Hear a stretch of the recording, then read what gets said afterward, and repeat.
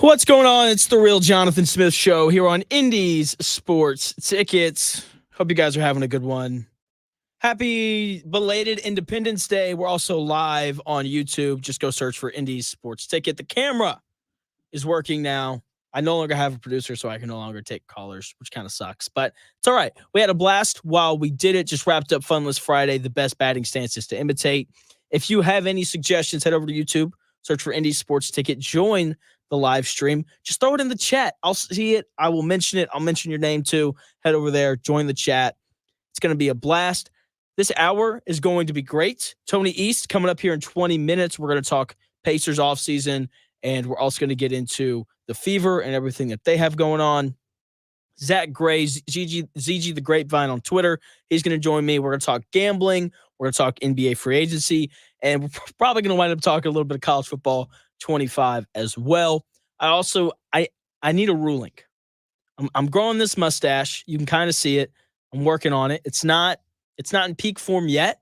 We are slowly getting there. I'm hoping by the time I get back from vacation, I'm not here next week.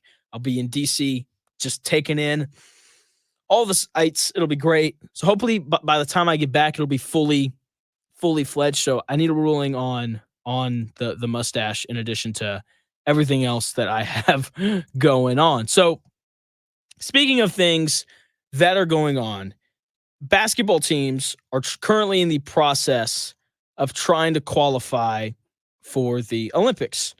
And this is going to be one of the best Olympics we've seen this is going to be some of the best basketball we've seen at the Olympics. Like, this is the deepest basketball that we've seen at the Olympics in a long time. Okay, like the top teams are deep, and there are going to be a ton of NBA players. Okay, Team USA will, of course, lead the way with 12 players in the NBA. And look, it's a good 12. Like, if you haven't seen the roster, here it is, the guards: Steph Curry, Tyrese Halliburton, Devin Booker, Anthony Edwards, Drew Holiday. When Tony East comes on next segment, I'm going to ask him if he thinks Tyrese Halliburton should be playing in the Olympics or not. When it comes to the forwards, LeBron James, Kevin Durant, Kawhi Leonard, and Jason Tatum, absolutely loaded at that spot. And then the centers, Joel Embiid, Bam Adebayo, and Anthony Davis. It's a lot of talent, and surprisingly, a lot of good defenders.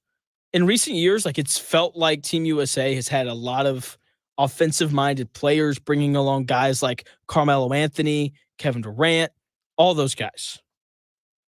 Like, seriously, that's just kind of what the team has felt like. But this year, like, they're going to be a good defensive team, which is important because this is a deep Olympic field this year.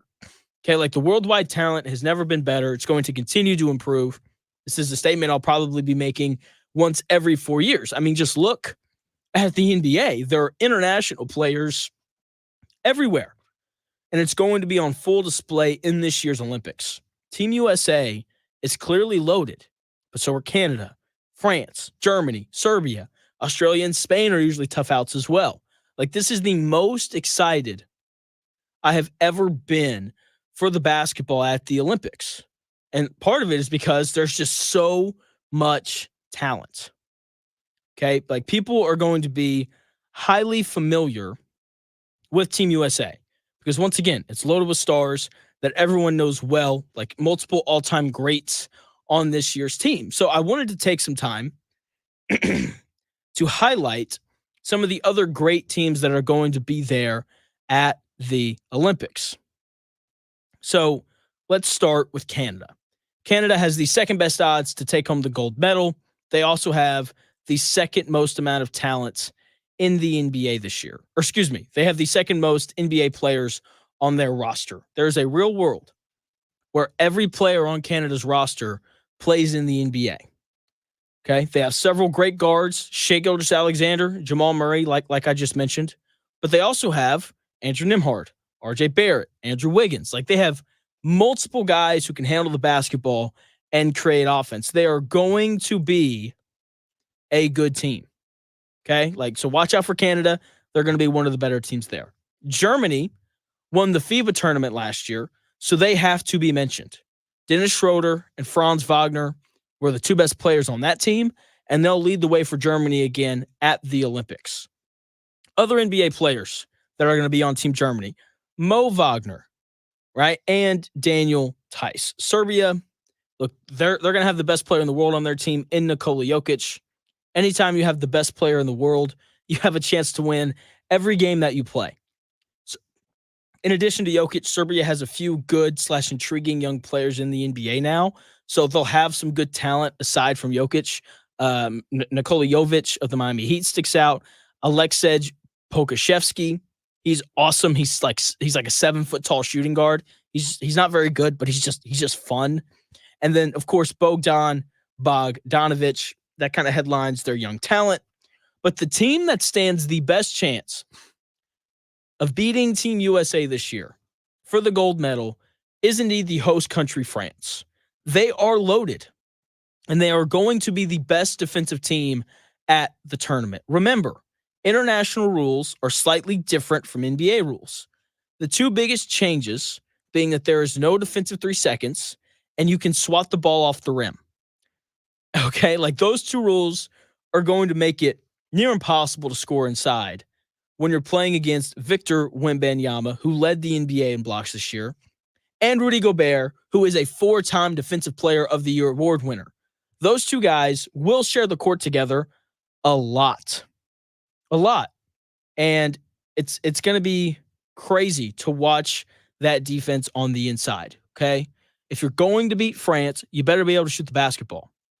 Offensively, they're going to be good as well. Wemby poses all sorts of problems as a 7'4" guy who can dribble, pass, and shoot. Most people didn't watch a ton of Victor Wembanyama this year because the Spurs were one of the worst teams in the league. It's why they had the number 4 overall pick, right? So just so that you know, Wemby is much more athletic than these other quote-unquote unicorns that have come into the NBA. He is much quicker, much more explosive than players like Chet Holmgren, Bol Bol, and Kristaps Porzingis. Okay, like he has another level to him athletically, and that's why people are excited for him in the NBA, and that's why I'm excited to watch him this summer at the Olympics. In addition to Wemby and Rudy Gobert, the list of NBA players from France is pretty decent. Guys like Frank Ntilikina, okay, really good defender. Killian Hayes, Nicholas Batum, Belio Koulibaly, Ousmane Dieng, and Evan Fournier. Like they've got some legit NBA guys in addition to Wemby and Gobert. And then, of course, they have guys playing in the EuroLeague as well. They are the biggest threat to Team USA because of the way that they are able to play defense. So they're going to be fun to watch. And I'm getting a lot of comments on YouTube about the mustache. Gritty asks the question, Jonathan, what does your wife think of the mustache? That's the only opinion that matters. She doesn't care. She has no opinion whatsoever. Okay, she has no opinion on that kind of stuff, which is interesting. Otter Creek telling me that it looks fine. My boy Cam saying that I should, quote, stay stashing. So I'm with it. So we'll see. Cam also asking me how many dubs I got in pickleball yesterday. The answer is 0 because it poured down rain in the morning. And yeah, so sad boy hours there. But moving on, I want to talk about the NBA offseason. The Lakers are striking out again and again and again. Klay Thompson and Buddy Hield both chose other teams over the Lakers. The Los Angeles Lakers are the hot girl that expects everyone to say yes to them just because they're hot. The Lakers expect for free agents solely because they're the Lakers. They expect for free agents to sign there. Just like how they expected for Danny Hurley to come coach them in part because they're the Lakers. That's why they gave him a low ball offer. Okay, and now there is some merit to that idea because they are arguably the biggest brand in basketball. I would argue that it's the Knicks, but hey, whatever. But we have seen stars repeatedly go out to LA to play for them. Dwight Howard did it. Obviously, LeBron James did it. Shaquille O'Neal has done it. Okay, like they attract stars, but they don't attract role players, especially as long as LeBron James has been there, because they always blame the role players. Like nothing is ever LeBron James's or Anthony Davis's fault. It's not. It's always Rui Hachimura's fault or Austin Reeves' fault or Darvin Ham's fault. It's never the fault of the superstars on this current Lakers team. And that's a really off-putting thing. Like, who wants to go play or work somewhere where when your team fails, it's your fault, and when your team succeeds, you don't get any credit? Nobody wants to be a part of that environment in any sort of profession. And I think that's a large part of why Klay Thompson and Buddy Hield both chose different Western Conference teams to play for over the Lakers. Klay Thompson took less money to go play with the Mavericks, and Buddy Hield decided to go play for the Warriors instead of the Lakers because, quote, he wanted a better chance to win. I won't lie. I read that and I smiled. I did. Okay? I did. I don't like the Lakers, just full disclosure on that. The reason why I don't like the Lakers is because entitlement bothers me. It does. Entitlement bothers me. People who think that they deserve something just because they're, whoever, is an off-putting trait. Okay? I don't want to or like to hang around people that think that they deserve everything for whatever reason. Okay? Like, there's older people who don't like my generation because there's a sense of entitlement within my generation, right? It's a very off-putting thing. And that's who the Lakers are. They are entitled. Okay, they think and assume that everyone wants to play for them just because they're the Lakers. And that clearly isn't the case. In the past, no doubt. In the past, no doubt that was the case. Large markets used to dominate not just basketball, but sports in general because they were on TV more. More TV time led to more fans, which leads to having a bigger personal brand, which leads to more endorsement deals, which ultimately leads to more money. Because who doesn't need more money after they sign, a $50 million a year contract to play basketball? Right? Like that's what it's all about.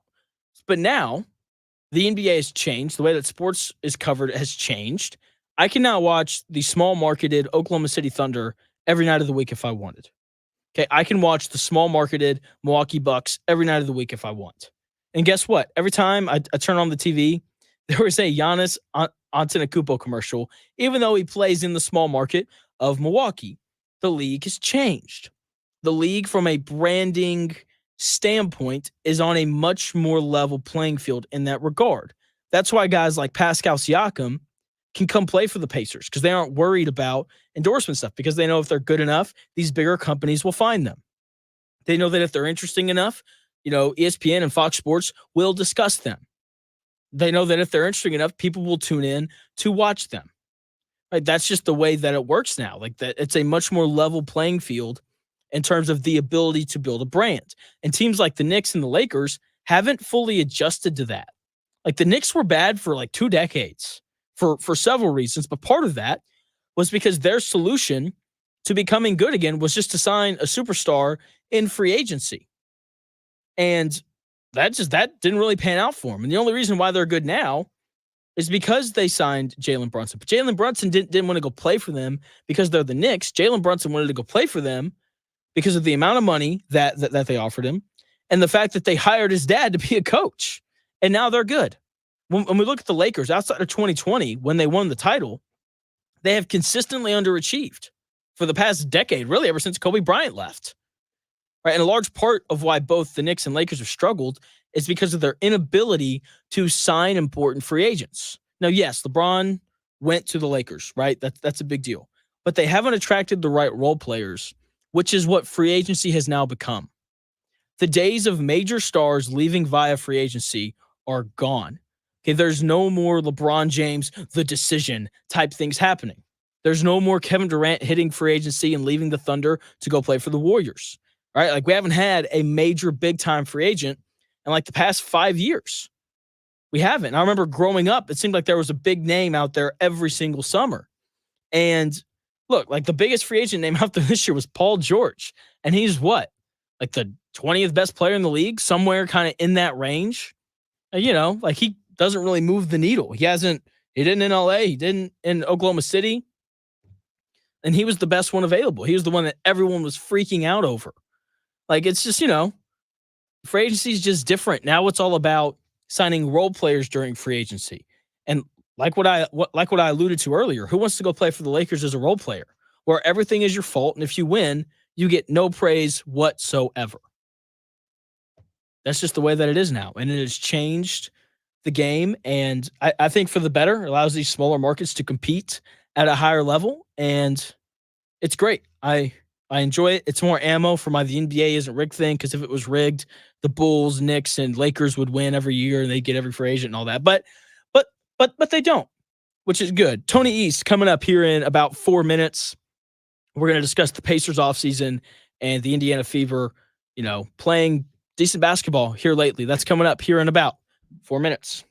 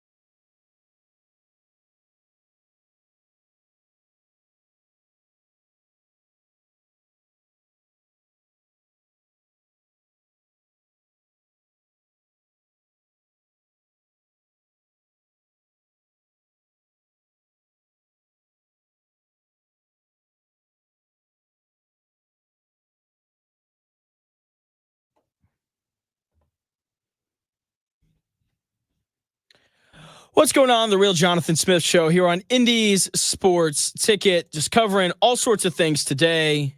But one of just my favorite times of the week, Tony East joining me to discuss both the Pacers and the Fever. Usually he joins me on Wednesdays, but he was busy on Wednesday, so he's taking the time on this Friday to join me. Tony, what's going on, man? Happy to be here again. I hope you had a good Fourth, Jonathan. One of my favorite holidays, especially when we get good weather. Oh, me too. It's great. I probably slept a little bit too much yesterday, but that's fine. I was up late. It was fine. I slept early so I could stay up late and watch the fireworks because the sun doesn't go down until like 11 o'clock around here. That's right. No kidding. But so it's been a while since we talked because we didn't talk at all last week. So what did you think of the Pacers draft? Yeah, I thought it made sense given kind of what they don't have a lot of needs, right? Like they're not rebuilding anymore, or not at least primarily, and a lot of what they needed to add was either guys that they can develop because they don't have minutes to offer, or guys that you understand, like if they have an immediate need this season, could hop in. I think Tristan Newton can be that kind of guy, and I think Furphy, a guy that at least according to most people I talked to should have been or was likely to be a first round pick to get that kind of guy with their best pick. That's like a pretty good outcome for what they had entering the draft. Now, granted, that's given what other people perceive of these players. I don't know anything about them, right? Yeah. I watched Furphy against IU. I watched Newton in the championship games, and he was great in those games. That's pretty much all I know of them as players right now. But at least given the perception of who these players are, I think this kind of matches the strategy I would have had if I was picking against the Pacers, and I think that makes it a good draft. But obviously, if Furphy doesn't pan out, or none of these guys that are experienced are any good, it'll look bad. But I think strategically, it's what they should have done given what their team is. Okay, so I've got two questions that people are dying for me to ask you. Okay. First one, does Tyrese Halliburton playing in the Olympics bother you at all? Coming off of kind of the weird injury, he just signed a big contract. Do we really want him to sign this huge contract to then go get hurt? So does him playing in the Olympics bother you in any way, shape, or form? Of course, it'll make the Pacers feel a little queasy, right? Like Paul George obviously got hurt playing for USA, and Giannis playing for Greece. They're qualifying. They're not even in the Olympics yet. He fell over a teammate in their game yesterday or 2 days ago. It looked like he might have been banged up, right? It's always scary on the team side of things with these Olympic games, Olympic qualifying games, but you can't tell them no, so I think they kind of just have to deal with it and hope that it goes for the best. But I think the fact that he was hurt last year, of course, is why this is a question. I don't think he would play, or the Pacers would let him play if there was a risk of re-injury. And he told us this: they're sending a staffer with him to Paris and to Vegas for training camp. So there'll be a Pacers training staff person involved with this. So I think that should ease any concerns about that he'll be being monitored by somebody with the team, and they'll make sure it's all perfect for him to at least be training and playing in these games as much as he can.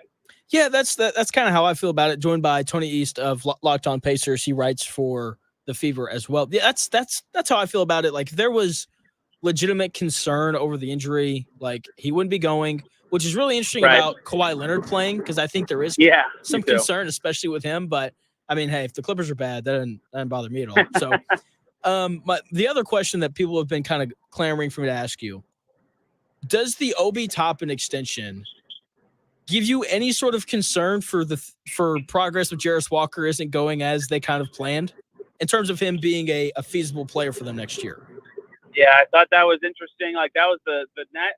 So to me, in a market like Indiana, not where you can just lure players very easily with your weather, your entertainment, whatever, you always should try to be keeping player rights when you can, especially good players. And so Obi was a good player, a restricted free agent, and that contract is fine, right? It's not like it will be untradeable or like damaging to their team building going forward. So I would have kept Obi Toppin as the Pacers, and he's good. Obviously, he played well for them last year. But obviously, the natural first ripple effect thought when they did that deal was, well, what does this mean for Jarris, right? The guy they drafted last year. And I think everybody has come to the same conclusion. There's no spot in the rotation for him right now, right? They have 10 guys who could or should play. And so, does that mean you need to think about how to play Jarris? Does that mean you need to think about a different development plan for him this year? Does that mean he doesn't make sense on this roster? To me, he still totally makes sense on the team. Part of the reason I think that is, like, look at all these good defending forwards this free agency period and how much money they're getting from other teams. Like, this is the most valuable kind of player to have. So even if he can't play this year, if there's a 10 to 20% chance he's ever that valuable, you just can't give that guy up. But then you also have to find a way to play him. So I think it is worth, like, thinking about as a concern that there's no obvious path to minutes for him. I will say, like, last year on opening night, they had Bruce Brown, they had Buddy Hield, they had Tice, who got some minutes, if you can believe it, in that Buck series. They had Jordan Wara get some minutes. Yeah. Right? They don't have nearly as many of those kind of guys on the team. And so, to me, the biggest difference between last year opening night and this year is, if there's any injury, probably 2 through 4 positionally, Jarris Walker is the first guy who's going to be like knocked up into the rotation, at least on the depth chart, right? You could slide Ben Shepherd's position around. You could slide Matherin's position around. Somebody for him to get minutes in that situation. So I think he'll play a lot more this year just because of that, right? There's just going to be more opportunities that make sense to have him be the injury fill-in as the backup 2, 3, 4, maybe even 5, although James Wiseman might change the thinking there. So I do think that he'll be outside the rotation, and that should give them some pause about, like, how are we really going to develop this guy? But I also think he'll just naturally play more because their depth 11 through 15 is much shallower than last year. It is. Okay. You mentioned the depth, so I want to ask you, at what point, or is there even going to be a point where the Pacers maybe sit back and they're like, geez, they've got like 12 good players. Like at what point do you start looking to potentially trade some of these guys? Yeah, it's odd in a way because it's odd might be the wrong word, but like they have a lot of guys who should play. They're kind of like the Orlando Magic in this way, so that someone good or young is not playing. So you naturally think that there should be a trade at some point. To me, if you look at the team financially, it almost has to come in the next 20 months, the 2026 trade deadline at the latest, probably before that, possibly before that, because, Turner's up for a new deal next year. Nembhard's up for a new deal next year, most likely. And then the next summer, it's Mathurin summer. So teams going to get more expensive pretty quickly too. And they're also deep and require some sort of roster consolidation in some way. So that the timing of that will be interesting. So this season is really kind of unique in its importance in that they're still trying to win. Like the exact roster they have just made the conference finals. It showed that they have a very high peak. They had a lot of very, very big regular season wins. Like they can hang with anybody. But they're also trying to integrate like Jarris Walker and Ben Mathurin and all these other young guys. So how does that all kind of come together, right? If those young guys aren't ready, they got to think about that trade a little sooner because they're trying to be good now. They have a window with Siakam and Halbert on the team. They're trying to win, clearly. So how does that shake out with their other reality of, well, we're trying to answer questions about young guys at the same time? They don't have a lot of time to like really figure it out. So I think that's going to be a really interesting subplot this season is like if their record's a little worse than people predict, do they need to like rush up the timeline of trading their young guys, or if they're playing better than everybody thought, which young guy has popped, or what does that mean about their future contractually? So I do think they're certainly in line to make a young players for good player trade at some point in the next year or two. The timing will be the most important part that they'll have to figure out this year, and it'll probably depend on how well they're playing. Have you heard any? Is there any smoke? Like, okay, let me back up. I saw on Twitter, which is not the most reliable place in the world, that there was some inquiring with the Jazz about potentially making a trade for Markkanen. And that's part of why I asked when the Pacers would be willing to move off of some of these younger pieces. Have you heard anything about the Pacers being interested in making a trade with the Jazz for Markkanen? I have not. That would be a pretty tricky deal to make because of his contract situation too. I mean, obviously, if you can get Larry Markkanen, you figure it out. But I have not specifically heard that one, and I think you'd fit very well. They'd have to figure out their front court in terms of how they would play 3, 4, 5 guys who are pretty large there, and I think he's going to fit well on any team because he's such a great shooter. But no, that one specifically, his contract's low. It's not extendable this year because of how low it is. That one's pretty uniquely tricky for the Pacers in their current outlook.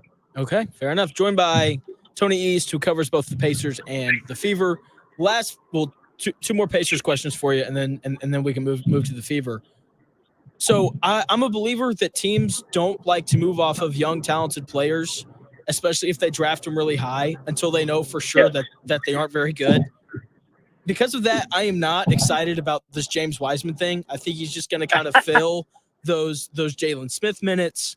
Like, there's obviously a lot of excitement because he's the former number 2 overall pick and all those things. But I feel like if he was a potential like future core kind of guy, the Pistons wouldn't have let him go, and the Warriors wouldn't have either.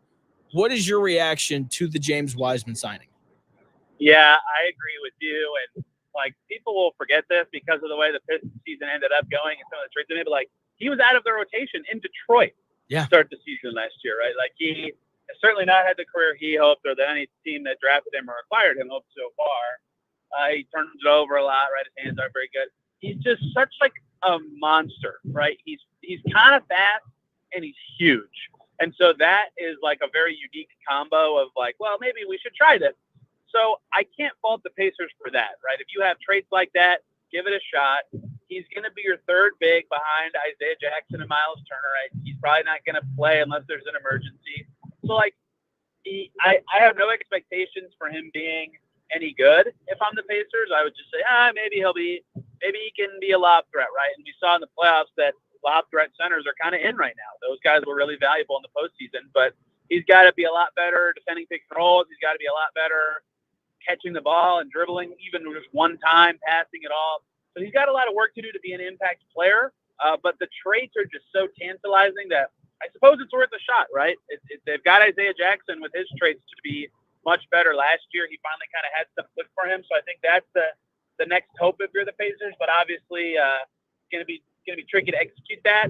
And yet, I bet they'll think internally that their development system has taken these guys that you just described that don't necessarily have a role or haven't found a home yet in the league and have turned them into something good. Jalen Smith, who just left, is another one of them, right? He couldn't get on the floor for the Suns. He played pretty well for the Pacers. So I'm sure they'll try to reclaim another project, but I have very low expectations just given what Wiseman's career has been so far. Yeah, same. Which player on the Pacers Summer League, besides Jarris Walker, because I think that's the obvious answer, which player on this Summer League team are you most excited to watch?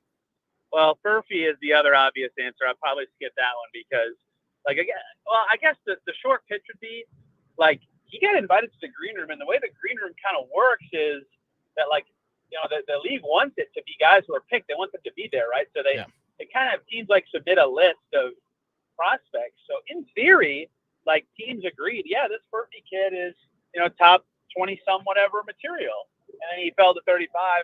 So I'll just be curious what he looks like. Is he actually a good shooter? How does he move? The stuff it looks like he's good at is the stuff the Pacers want their players to do, shoot and run and transition. But I don't know. I haven't watched Kansas hardly at all. I don't know much about him. But he's the obvious one just because he was their top pick. Can Ben Shepherd look awesome in this setting, right? That's not really his game, but he was just starting in the conference finals, and now he's playing Summer League. I think that's very funny. He's very intriguing to me. I think I'm going to give you a little wild card answer that some people in Indiana will remember. Dakota Mathias is a very intriguing player to me on this team because he's been in the NBA for 2 years, right? He has experience at the pros, with the Grizzlies and the Sixers, can really shoot it after going to Purdue. And the Pacers could use, really any team. Any team can have shooting. You never can have too much shooting. If he looks lights out and fits in their system out there, I'd be very curious to see what he does and if that's somebody the Pacers can kind of bring in and say, yeah, we believe in this guy to do something for us. Okay, fair enough. Joined by Tony East, who covers both the Pacers and the Fever. Let's move to the Fever here really quickly. 7-4 in the month of June, the third best record in the WNBA in the month of June, which is great. Was the competition super stout? No, but if you win the games you're supposed to, that's fine with me. This looks like a playoff team to me. I don't know the league as well as you do. Is this potentially can the Fever be an 8 or a 7 seed? Yeah, they can get to there certainly. I mean, they're close to it now. The Sky are the inverse Fever. The Sky's schedule the rest of the season is super hard, right? They're the 8 seed right now, I believe. So, how will that all shake out? What will that look like? And it's been interesting kind of keeping up with the Fever. I think they just had a very important game over the weekend because in May, everybody was really down on the Fever. They were 1-8 or whatever they started, and their schedule was insane. It was really hard, both in terms of quantity of games and level of opponents, right? And then in June, like you said, it was much easier, right? A lot of those wins were against the cellar dwellers, but this weekend they had that game against the Mercury where all their best players looked good. They won on the road against a good team. Phoenix is good. That was their signature win to me this season, and they needed a game like that to really show that they're clicking and finding the level, and they got it. So that made me believe that they're doing something right or doing something better than they were before, especially early in the season. They still need to find anything defensively. Their level on that end has been pretty poor in a lot of these games, but what clicked in June was their offense. They're top 5 in the league, even better on a lot of nights. So I believe that you're right that they're probably a back-end playoff team. I don't think they can win a series yet, but given how bad they started, the successes they just had that last month were really massive, and they finally have a signature win to show yes, this is what we can do at our best. Okay, so Tony, I'm going to give you a take that I have, and then I will I will let you go. Okay. The Fever having 3 All-Stars is potentially the worst thing for them and Christy Sides. They're going to have a losing record because they're young, and young teams just they don't win in any league, in any sport. And so like they're going to struggle because they're so young. But people are going to be like, you have 3 All-Stars and you barely made the playoffs. Christy Sides needs to be fired. Will that happen or no? Because that's where I think we're headed. The thing about the W All-Stars is, right, 24 players, there's only 12 teams in the league. On average, every team should have 2, right? Like, yeah, it's not insane for them to have 3. To be clear, I did not expect them to have 3. Like, that is not something I thought was going to happen. I thought Caitlin would because of popularity, and then I wasn't sure on Aaliyah and Kelsey given how their season started, even though they were both All-Stars last year. But, like, for a reference point for fans, last year's Atlanta Dream team that finished 19 and 21, they had 3 All-Stars, right? Oh, so okay. like it's not like that unusual. It is certainly not like I did not expect it. I don't think anybody really expected it, but it's not like super unusual for like a middling team to have that, just given the way WNBA depth kind of shakes out. That said, you are right about the perception of what it means, right? Like, oh, you have 3 All-Stars, you were the 9 seed. Like, what happened here? You know, that dream team made the playoffs and like had a good first round, even though they lost. So it's certainly you're certainly onto something in terms of what it will mean from a public-facing perspective. But I don't think in the W specifically, just given the number of All-Stars that are being granted this year, combined with how many teams are in the league, that it's like so insane that they have 3 All-Stars. Even though Ezzy Magbagor should have been on there, that was a big snub to me. I was very surprised by that. Okay, fair enough, Tony. Thanks for your time, man. It's always great having you on. I'll talk to you in like 2 weeks. I'm on vacation next week. Let's go. You got it. Glad to be back. Glad we could reconnect after, man, we've both been so busy. So I we know, did it. man. We made it. We did. All right, man. I will talk to you later, man. I'll see you. Have a good vacation. Yep. You too. That was Tony East of Locked On Pacers. He also writes and covers the Fever. Great guy. Great insights on everything. Coming up here in about 3 minutes, Zack Gray, professional sports gambler. He's going to join me. These conversations always go in so many different directions. He's set to join me here in about 3 minutes.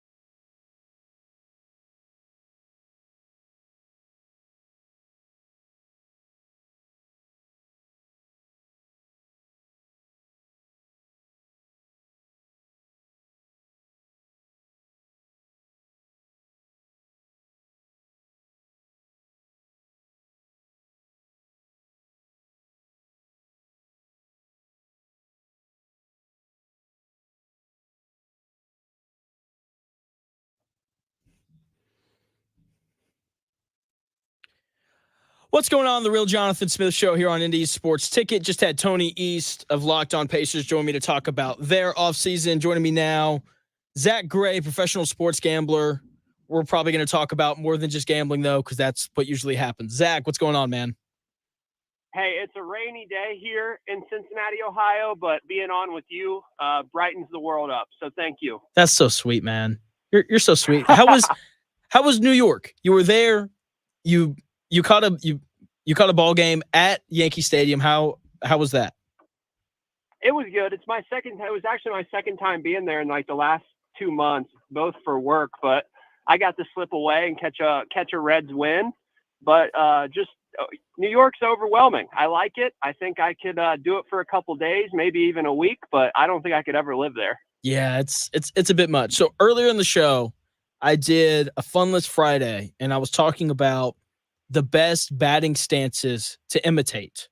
And you being a Reds fan, I have to ask, did you imitate the Joe Morgan arm flap when you played wiffle ball growing up? No, that was more of my like dad and brothers. I had two go-tos. I had Adam Dunn and Brandon Phillips. That checks. That makes sense. I was a big Cal Ripken Jr. guy, the violin stance. I don't know if you know what I'm talking about or not, but that was me. Yeah. Which, if you know me, that fits, I think, my personality pretty well, going all the way back to Cal Ripken.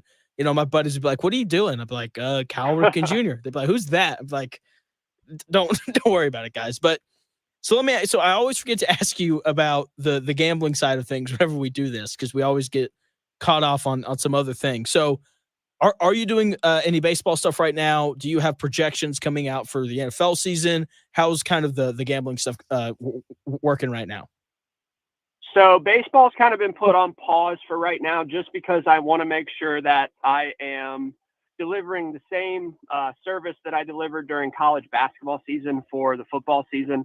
Right now, we're in the middle of power rating everyone, determining strength of schedules, and I could foresee by the time the end of July rolls around, we have some projections for some win total bets, some conference title bets, playoff bets, things like that. So that's on the horizon. But I've been really in the computer, in the notebook, just grinding away, and I'm super excited to deliver an enhanced college football experience this year, because last year was kind of my first time in it, especially during football season. Found my rhythm in college basketball, as you know, and then I'm excited to bring that same energy this year.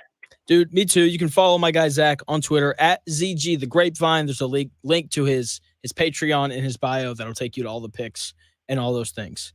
Now, Zack, speaking of college football, I tell you, this 12-team playoff, the 12-team playoff is already starting to like upset me. Like I can't with this. So there's a guy who does like some college football coverage here in Indy, and he tweeted out this graphic, and it was like, this is how many regular season wins every team needs to be considered for the college football playoff. And he put Florida at 8, and I was like, if a team makes the college football playoff after losing a third of their games, I'm going to be pretty upset. Like, I don't know if we talked about this too much, but are you excited for the 12-team playoff coming up? Do you like it? Do you not? What are kind of your thoughts on it? I have a couple thoughts, so don't let me ramble. Cut me off if I start going too long. But first of all, I don't agree with Florida getting in with 8 wins, but I have to assume that the logic is that they have buying away the toughest schedule this year. So if they can get to 8, that means they knocked off some pretty good teams. Second off, I love the 12-team playoff. I don't think I know there isn't another sport where the only way to control your own destiny is to go perfect, like we had in the old college football system. You know, even if you had lost one game, a tough game, you were still at the mercy of other teams and other things happening. I think that sports, especially high-level sports, you should be allowed to lose and it not affect your chances to win a national title or win a championship. You know, 1 loss, 2 losses, like we've seen some of the best teams, we've seen some of the best stories we've seen in other sports from teams that, you know, maybe came out the gate slow or lost a heartbreaker somewhere here or there, and then ended up getting hot and winning the title. And those are the teams we really talk about. So I love the idea of the 12-team playoff, and I don't really understand the pushback. I just think 12 is too many. I felt like it should have been 6, maybe 8. Just because, like, let's be honest. Like, if you watch the SEC or the Big Ten, the two best conferences when it comes to college football, like last year, I had to watch Penn State, who people kept telling me was like a top 10 team.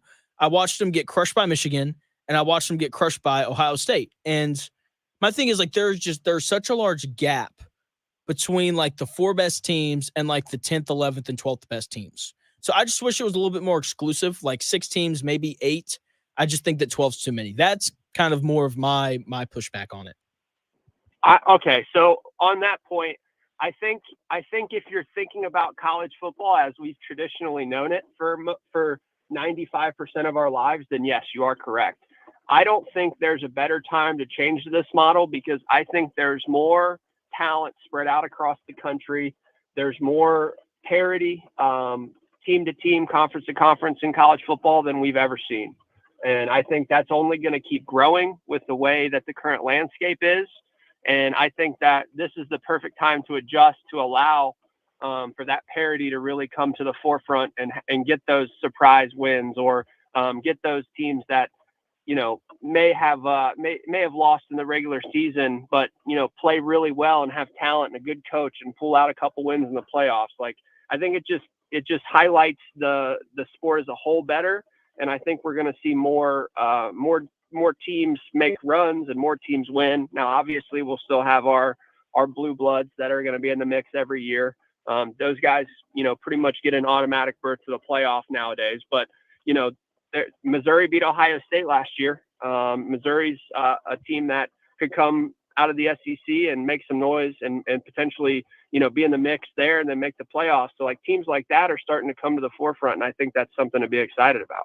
It is. We'll see. You know, people keep telling me that we're getting more parity because of the NIL and the transfer portal. But I don't know. I feel like the talent is going to end up. I mean, look at our playoff last year. Look at the playoff last year. Yeah, you're right. Like last year, I think in the long run, the schools that have the most money are going to wind up being the dominant teams. Just because, like, you know, I think that's kind of what drives people to go places. And as of right now, I know I'm wrong because the playoff last year was awesome. There were like 6 teams that had an argument to get in.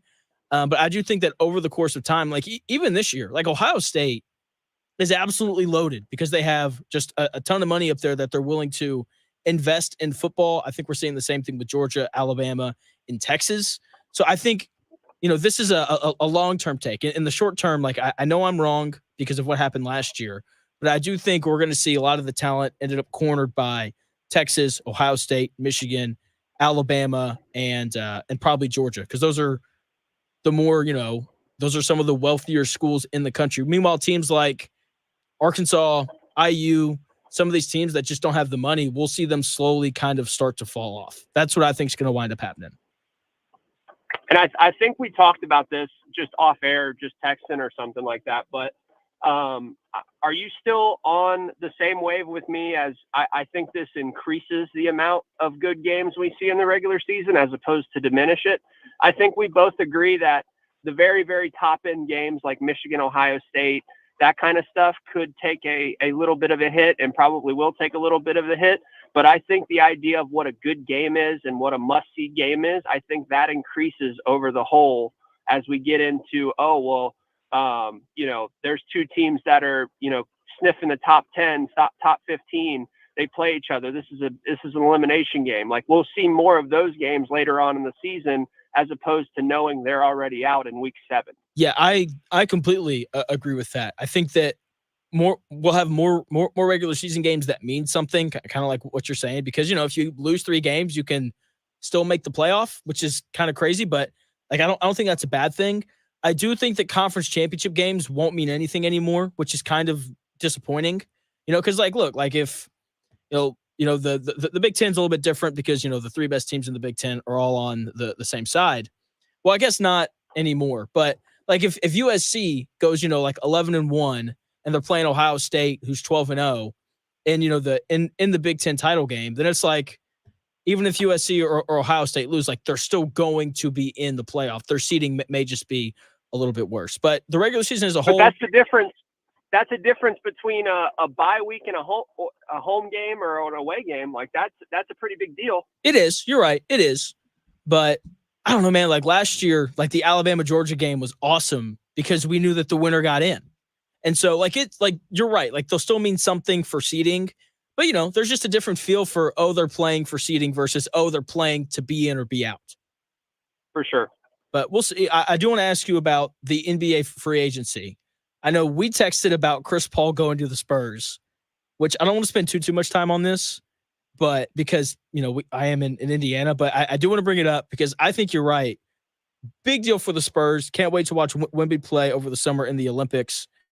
What are some of your favorite free agency moves that you've seen so far this summer?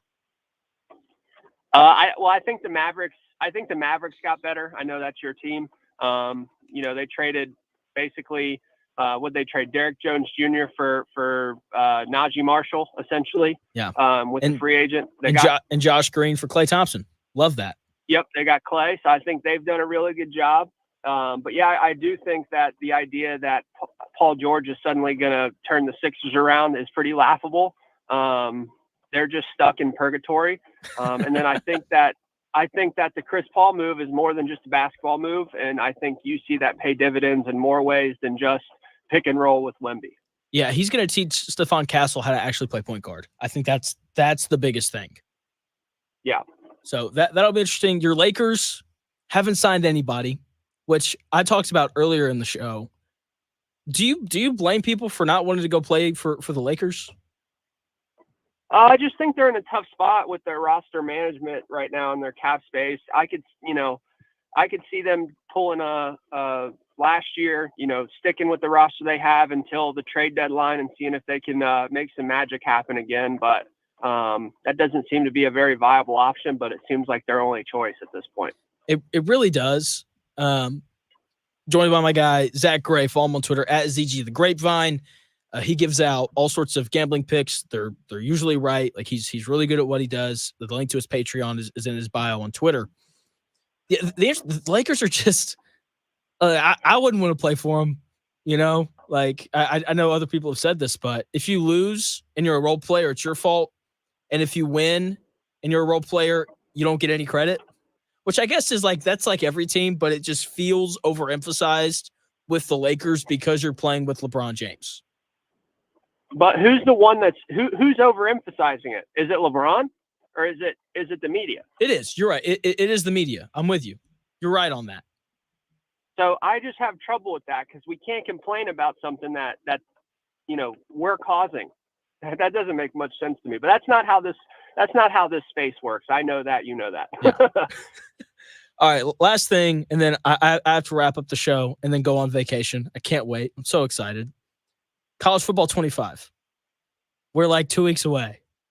And I got some great news. So I pre-ordered the game and I paid for the slightly more expensive version just so that I get it 3 days early. I found out that my wife is leaving for like 2 whole days on the day that I get it. That's trouble. I'm so excited.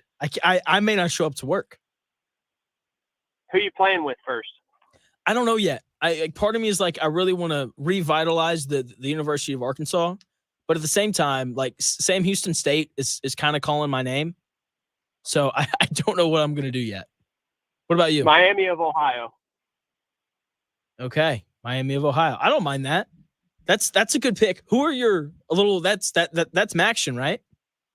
That's Maction. I live in Oxford right now, on campus essentially, because my soon-to-be fiance is getting her PhD. But yeah, so that's why I'm rolling with them. Okay, I don't mind that. What are some other lower-tiered teams that you're considering doing the rebuild for? Because that's the best way to play Dynasty. Yeah, I was thinking like a Georgia Southern, a USF, and maybe a wild card like Arizona State or UNLV.